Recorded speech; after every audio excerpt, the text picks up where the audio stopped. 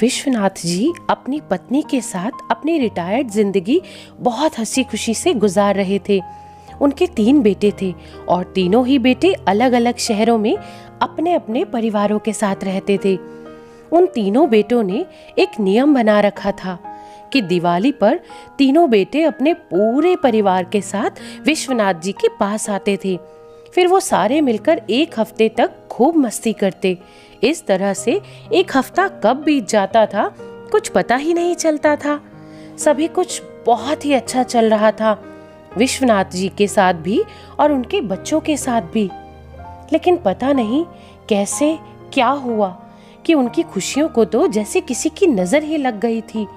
अचानक से विश्वनाथ जी की पत्नी सरला जी को दिल का दौरा पड़ा और वो ये दुनिया छोड़कर चली गई। एक झटके में ही जैसे विश्वनाथ जी की सारी खुशियां बिखर गई। वो अपनी पत्नी सरला जी से बहुत ज्यादा प्यार करते थे। तीनों बेटों को फोन करके ये खबर दी गई। ये दुख की खबर सुनकर तीनों बेटों के परिवार ही दौड़े दौड़े विश्वनाथ जी के यहाँ गए। सरला जी के क्रियाकर्म के बाद सब शाम को इकट्ठा हो गए। विश्वनाथ जी की सबसे बड़ी बहू ने बात उठाई कि बाबूजी, अब आप यहाँ अकेले कैसे रहेंगे, आप हमारे साथ चलिए। तो विश्वनाथ जी ने कहा, नहीं नहीं, मुझे अभी यहीं रहने दो, मुझे यहाँ अपनापन लगता है और फिर तुम सबकी अपनी गृहस्थी भी तो है। ये कहकर विश्वनाथ जी चुप हो गए। विश्वनाथ जी का बड़ा पोता कुछ बोलने को जैसे ही हुआ तो विश्वनाथ जी ने हाथ के इशारे से उसे चुप करवा दिया और उन्होंने अपने तीनों बच्चों को साथ बिठाकर कहा, बच्चों, अब तुम लोगों की माँ हम सबको छोड़कर जा चुकी है और उनकी कुछ चीजें हैं मेरे पास, वो तुम लोग आपस में बांट लो, मुझसे अब उनकी संभाल नहीं हो पाएगी। कहते हुए विश्वनाथ जी रोने लगे और अलमारी से कुछ निकाल कर लाए। मखमल के थैले में बहुत सुंदर चांदी का एक बॉक्स था और एक बहुत ही सुंदर सोने के पट्टे वाली पुरानी रिस्ट वॉच थी। सब इतनी खूबसूरत चीजों पर जैसे कि लपक ही पड़े। सभी की आंखों में लालच साफ दिखाई दे रही थी। विश्वनाथ जी का छोटा बेटा एकदम से बोला, अरे अरे बाबूजी, ये घड़ी तो माँ मेरी पत्नी को देना चाहती थी। विश्वनाथ जी धीरे से बोले कि और सब चीजें तो मैं तुम लोगों को बराबर से दे चुका हूँ, अब इन 2 चीजों से तुम्हारी माँ को बहुत लगाव था।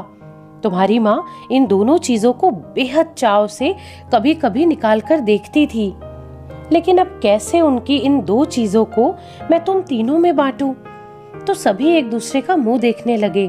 तभी विश्वनाथ जी का मझला बेटा थोड़े संकोच से बोला, बाबूजी, ये चांदी का बॉक्स तो माँ ने मेरी पत्नी को देने की बात कही थी, लेकिन समस्या तो फिर वैसी की वैसी ही थी।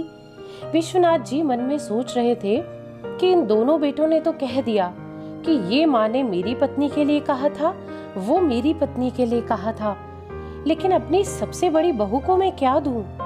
उनके मन में ये सब चल रहा था और उनके मन के भाव शायद उनकी बड़ी बहू ने पढ़ लिए थे।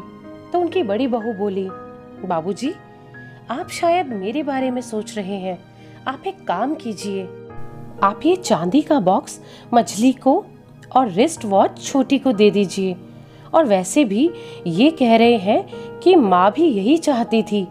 इस पर विश्वनाथ जी बोले, पर बहू, फिर मैं तुझे क्या दूं, मुझे समझ नहीं आ रहा। तो बड़ी बहू बोली, बाबूजी, आपके पास एक और अनमोल चीज है और वो माँ जी मुझे ही देना चाहती थी।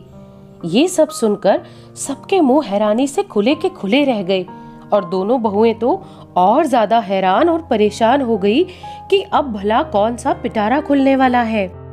सबकी हैरानी और परेशानी को भांपकर बड़ी बहू मुस्कुराकर बोली, बाबूजी, वो सबसे अनमोल चीज तो आप खुद हैं।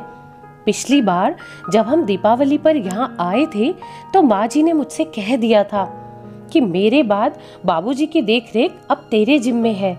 बस बाबूजी, अब आप माँ की इच्छा का पालन कीजिए और हमारे साथ चलिए, क्योंकि मैं अब आपके बगैर वापस नहीं जाऊंगी। विश्वनाथ जी की आंखों में आंसू भर आए। उन्होंने अपनी बहू को आशीर्वाद दिया और वो खुशी खुशी अपने बड़े बेटे और बड़ी बहू के साथ जाने को तैयार हो गए।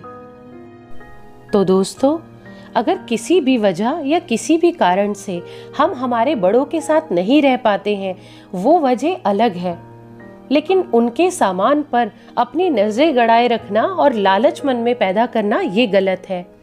तो इस कहानी के बारे में आपकी क्या राय है, कमेंट करके ज़रूर बताइएगा।